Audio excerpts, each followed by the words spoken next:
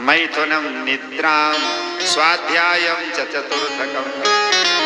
विद्या किसी व्यक्ति को जब दोनों दिन और रात्रि का मिलन हो रहा हो, सायंकाल के समय भोजन नहीं करना चाहिए, मैथुन नहीं करना चाहिए, सोना नहीं चाहिए, पढ़ने वाले विद्यार्थी को अध्ययन नहीं करना चाहिए। बहुत समझाया, दिति की समझ में बात नहीं आई। इच्छा पूरी की है, स्नान करके पूजा करने बैठ गए कश्यप ऋषि। जब 1-2 दिन निकला तब दिति को ज्ञान हुआ कि मैंने क्या कर दिया, ये तो मेरे से बहुत अन्याय हो गया। दिति गई, जाकर के पति से क्षमा प्रार्थना मांगने लगी। पति से कहा, पतिदेव हमसे गलती हो गई, क्षमा कर दो, मैंने आपकी बात को नहीं माना। कश्यप ने कहा नहीं माना, इसलिए 1 नहीं 2 बेटा होंगे, दोनों ही राक्षस होंगे। तू क्षमा प्रार्थना करने आई है तो जा, ये वरदान है कि तेरे दोनों बेटा जो राक्षस होंगे ना, इनकी मृत्यु भगवान के हाथों के द्वारा होगी। दिति ने 100 वर्ष तक गर्भ धारण किया। दिति के गर्भ से 100 वर्ष के बाद 2 बालकों का जन्म हुआ जो राक्षस स्वरूप, राक्षस के समान थे। देखते देखते विराट रूप बना लिया। एक का नाम है हिरण्याक्ष और एक का नाम है हिरण्यकशिपु। एक है काम और एक है लोभ। आगे कथा आएगी, देखना। हिरण्याक्ष हिरण्यकशिपु का जन्म हुआ। अब तो भैया विराट रूप बना लिया। कहा भैया ये क्यों राक्षस बन गए? तो कथा आपने सुनी होगी। एक बार भगवान नारायण के धाम में क्षीर सागर में सनत कुमार जी चारों भाई गए। द्वारपाल 2 खड़े थे। द्वारपालों ने रोक दिया डंडे से। जब रोक दिया डंडे से तो साफ दे दिया इनको, द्वारपालों को। द्वारपाल हरि के प्रिय दो, द्वारपाल हरि के प्रिय दो, जय और विजय जानि सबको, जय और विजय जानि सबको। द्वारपाल हरि के प्रिय दो, द्वारपाल हरि के प्रिय दो, द्वारपाल हरि के प्रिय दो, जय और विजय जानि सबको, जय और विजय जानि सबको। विप्र श्राप दे दोनों भाई, विप्र श्राप दे दोनों भाई, तामस असुर देह दिन पाई, तामस असुर देह दिन पाई। जय और विजय ही हिरण्याक्ष हिरण्यकशिपु बन गए। यह रावण कुंभकर्ण बन गए। यही शिशुपाल और दंतवक्त्र बन गए। हिरण्याक्ष गया है भगवान से युद्ध करने के लिए। भगवान पृथ्वी को डाणों पर लेकर के आ रहे थे दत्तों के ऊपर। ऐसा युद्ध हुआ, ऐसा युद्ध हुआ। देवता प्रार्थना करने लगे, प्रभु इसका जल्दी उद्धार कर दो। भगवान ने आज हिरण्याक्ष का उद्धार कर दिया है। बोलो बाकी बिहारी लाल की। तो कहा भैया हिरण्याक्ष है काम, और काम के ऊपर तो भगवान ही विजय प्राप्त कर सकते हैं।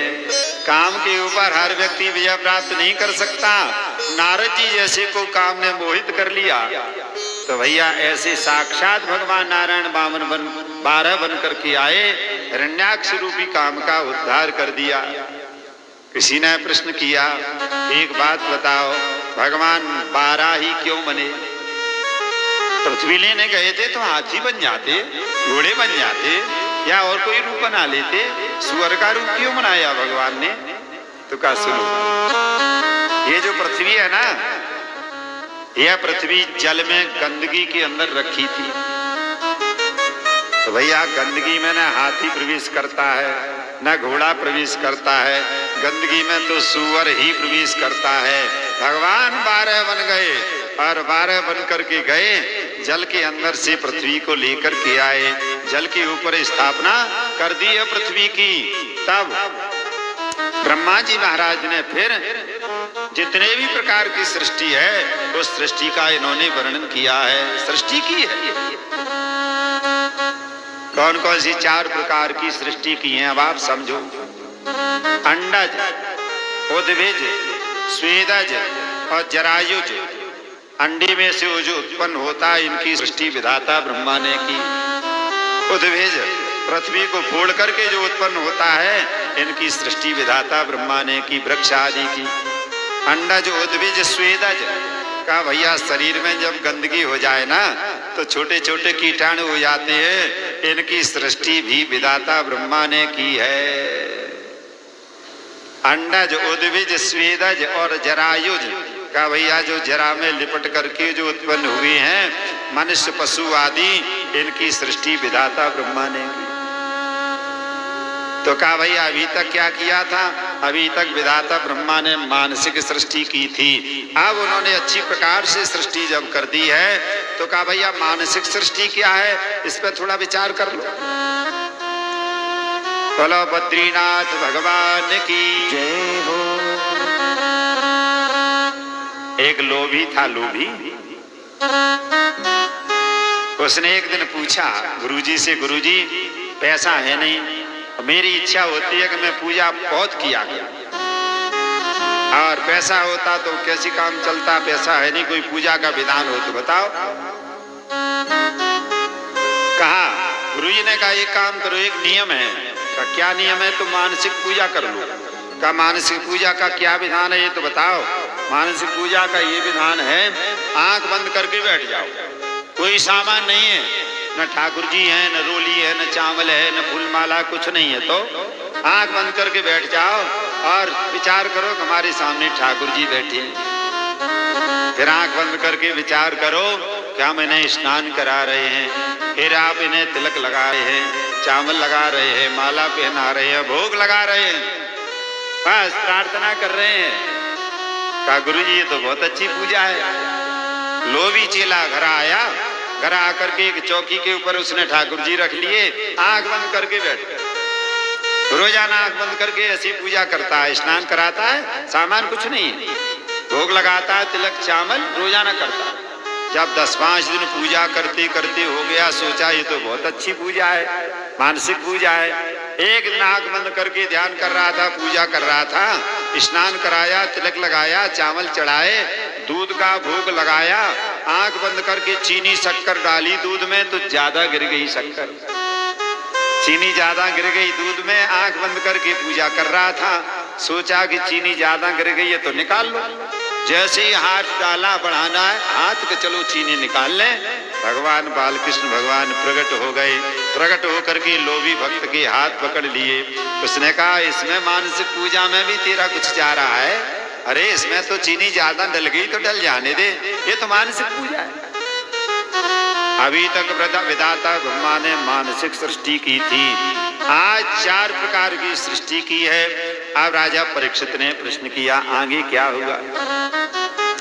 छाया से जो कर्दम ऋषि उत्पन्न हुए थे, कर्दम ऋषि तपस्या कर रहे हैं, भगवान नारायण आए, कर्दम ऋषि से कहा विदित्वा तव चैत्यम में पुरैव समयोजितं यदर्थमात्मनियमयि त्वयैवाहं समर्चितः। हे कर्दम, मैं तेरी सेवा शुश्रूषा से बड़ा प्रसन्न हूँ, मेरी इच्छा है कि तुम कोई वरदान मांग लो।